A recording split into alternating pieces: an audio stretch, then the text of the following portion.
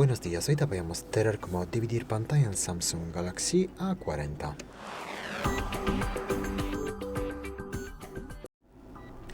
Para empezar, abrimos una de las aplicaciones que tenga esta opción, por ejemplo, Galería. Y luego pulsamos esta tecla, es la tecla que abre las aplicaciones en uso. Si usas gestos hay que deslizar el dedo hacia arriba para ver esto. Y luego pulsamos el icono de la aplicación Galería y seleccionamos Abrir en vista de pantalla dividida.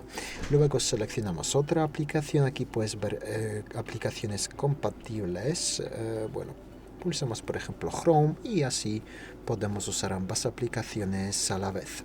Si quieres salir del modo pantalla dividida hay que mantener presionados los tres puntos aquí en el centro y deslizar el dedo hacia arriba o hacia abajo de esta manera para maximizar una de las aplicaciones. Y ya es todo. Muchas gracias por ver el vídeo, te invito a comentar ahí abajo, suscribirte al canal. Hasta luego.